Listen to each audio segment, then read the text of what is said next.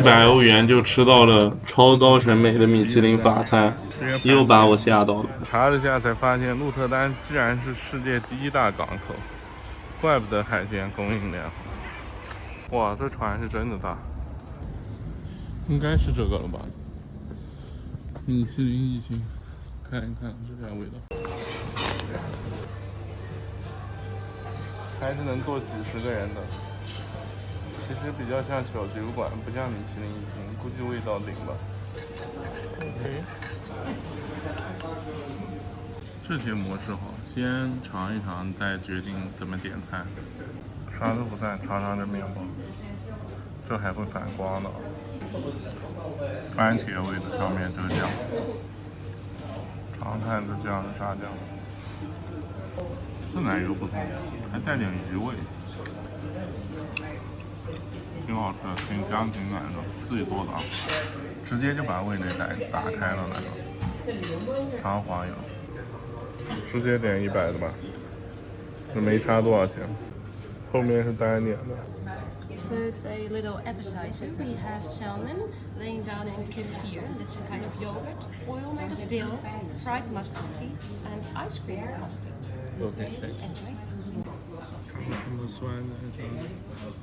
这是沙拉吗？应该是那个三文鱼。这鱼好吃。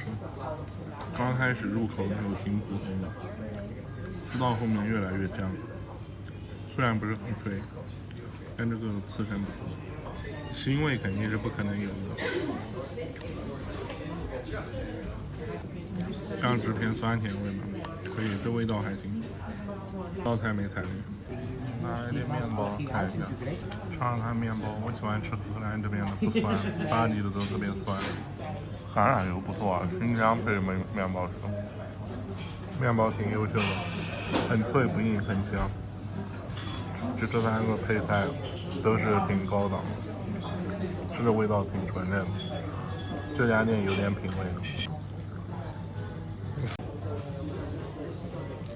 We start with smoked eel, laying down on brioche bread, cream with herbs, pieces of a caramel cookie, and oil of cake. OK， thank you。这是传统菜啊，鳗鱼蒸的，这鳗鱼面包，高档版的，尝一尝。好像还有点肉是吧？鳗鱼面包，尝一尝真的鳗鱼肉。鳗鱼入口即化，比那些还顶了。比其他那2家的鳗鱼顶。太香纯了，这鳗鱼不错。中间是不是生的猪肉啊？不知道，反正都入口即化。这道菜太惊艳了，这道菜太惊艳了，就入口即化的奶，调味整体就是微咸鲜味，不酸不咸啊。这生的鳗鱼真的是到顶了，太奶了。这道菜满分了。OK。他现在在做下一道真的生蚝。我发现这个店跟 Free 的都是有老师傅坐镇，所以好像味道好。Now we have 2 Dutch steamed oysters laying down in a hoisin sauce with a crisp chicken skin and cucumber with onions rolled up in sweet and sour relish. 真的生蚝啊！他说还有啥鸡皮，尝一尝。第一次在欧洲吃真的生蚝，不好吃。还有什么萝卜 radish 是什么？先吃个黄瓜吧，大葱，稠嫩，真奶酱，就是有点咸，俗味一点点。我的评价是不如生的生蚝，但也挺嫩的，跟国内那熟的生蚝吃的味道完全不一样。我觉得这次跟大葱一起吃嘛，就是有一点点那种生蚝的俗味，微微一点点，很小，和葱一起吃就没了。有可能是这个生蚝品质好，生蚝要做好很难的。这道菜及格吧，没踩雷，高级的食材，很嫩，生蚝特别嫩，口感特别好，蒸熟了也生蚝口感很好。The next course. We have a homemade ravioli. It's filled with some kimchi from Argentina. Served with pumpkin. So compote of pumpkin, sweet sour, caramelized pumpkin seeds, and a beurre blanc, totally plant-based. OK， Enjoy. 什么南瓜？啥鱼没听懂？尝一尝吧。是个饺子吗？这没给刀，给这个东西，奇怪了，这怎么吃？他好像说是个全素的饺子，但里面吃着还是有点像肉的，但是是什么肉有点吃不出来。反正味道一般般，还行。就这道饺子完全没中国的饺子吃着好吃，有点画蛇添足吧。里面那东西吃着有点像虾滑，也有点不像虾滑，又有点像猪肉。反正就是也可能是他说的全素的东西。下面那个配菜有点太过于酸了。反正这道菜不难吃，但是是一道完全没有吃的必要的菜。下面的南瓜一般了，有点微酸。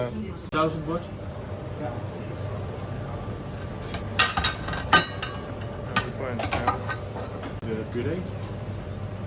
Diezelfde? Ja.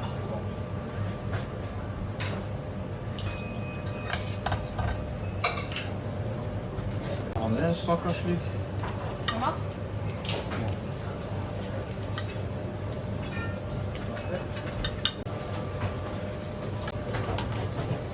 Even te lang. Dit zat hè? Die had ik volgens mij niet hier aan. Die ene moet een nieuw worden bij weghalen. Ja, zeker.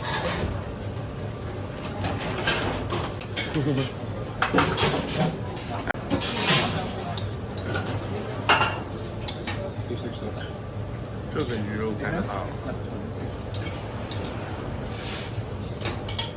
Je zuur onder, dat hij vol loopt. Want je hebt nu eigenlijk gewoon geen zuur.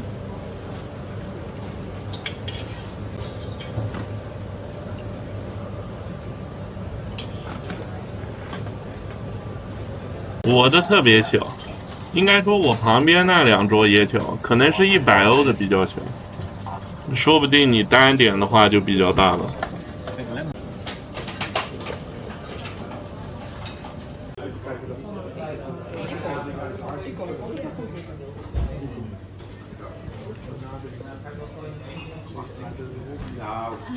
Lemon sauce with celeriac and salsify. Asparagus with mashed potato, vegetable gravy, and hollandaise. OK。什么鱼不知道，怎么旁边那2个的比我的大？还是只能点3道菜的这种划算。土豆泥吧，他说这个尝一尝。这鱼居然还有骨头啊！这鱼倒是腥味没有，鲜的很，就是好像不够入口即化那种。再尝一尝，鱼倒是非常好，非常鲜，就是吃的就是一个正常的鱼的口感，不老也不嫩的。是啥鱼？我也听不懂，到时候去翻译一下。像这样吃的，我不蘸酱吃了，吃鲜为主。鲜倒很鲜，就是不惊艳。这道鱼口感不惊艳。就如果你从国内直接跳到这个来吃的话，你会觉得这鱼挺好吃，非常好吃。但是我吃多那些一咬就爆炸的那些鱼，就觉得这个有点期待过高。腥味是真没有，很鲜，就是口感不牛逼，大概就这个评价。